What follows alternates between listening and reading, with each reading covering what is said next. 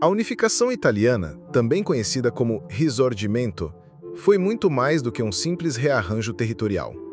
Representou uma transformação profunda na identidade de um povo que, durante séculos, vivera dividida em pequenos reinos, ducados, estados papais e possessões estrangeiras. A Itália de antes da unificação era um mosaico político, linguístico e cultural, onde a ideia de nação parecia um ideal distante. Com a unificação, esse ideal tornou-se realidade, embora envolto em contradições, sacrifícios e disputas entre diferentes projetos de país. Os protagonistas desse processo refletiram bem as tensões internas do movimento. De um lado, republicanos idealistas como Giuseppe Mazzini e Giuseppe Garibaldi, que sonhavam com uma Itália popular, democrática e laica.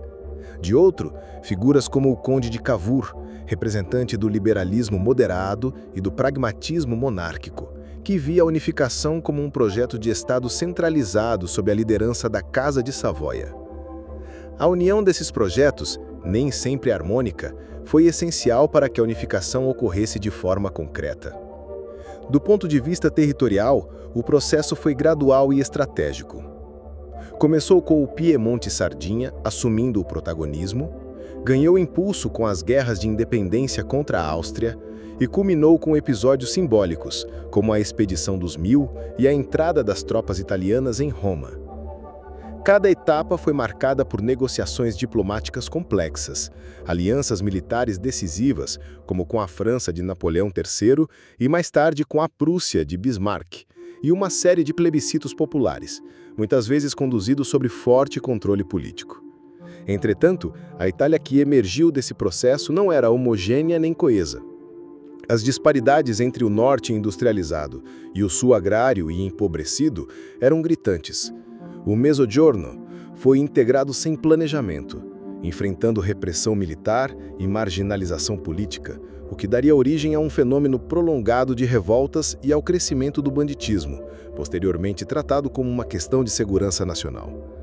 Essa divisão socioeconômica persistiria por mais de um século, tornando-se uma das grandes questões estruturais do país.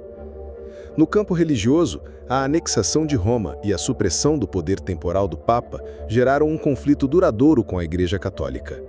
A questão romana transformou o papado em uma oposição institucional ao novo Estado italiano, e muitos católicos se abstiveram de participar da vida política nacional por décadas, seguindo a orientação papal de não reconhecer a legitimidade do novo regime.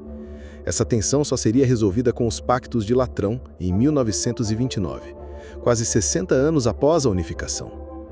Além das fronteiras consolidadas entre 1861 e 1870, o nacionalismo italiano alimentou ainda projetos expansionistas, o irredentismo, que defendia a incorporação de territórios com população italiana sob domínio estrangeiro, como Trentino, Sul-Tirol, Ístria e Dálmácia. Manteve viva a chama do patriotismo em setores da sociedade italiana e influenciou diretamente a entrada da Itália na Primeira Grande Guerra. A luta por esses territórios refletia o desejo de concluir a unificação nacional, ainda que isso significasse novas guerras e desafios diplomáticos. Politicamente, a nova Itália enfrentou dificuldades para consolidar instituições representativas. Embora fosse uma monarquia constitucional, o sufrágio era restrito, e as elites piemontesas impuseram seu modelo político ao resto do país, gerando ressentimentos. O sistema parlamentar, copiado em parte do modelo britânico, funcionava de forma limitada e foi marcado por práticas clientelistas e instabilidade. A falta de integração real entre as diferentes regiões dificultava a construção de uma identidade nacional sólida. Culturalmente também havia obstáculos. Muitos habitantes da península sequer falavam italiano padrão, o dialeto toscano literário adotado como língua oficial, o que dificultava a comunicação e a formação de uma consciência coletiva. A escolarização foi uma das estratégias adotadas pelo novo Estado para promover a italianização e criar uma cidadania unificada. Mas esse processo levaria décadas e exigiria grandes investimentos em infraestrutura e educação.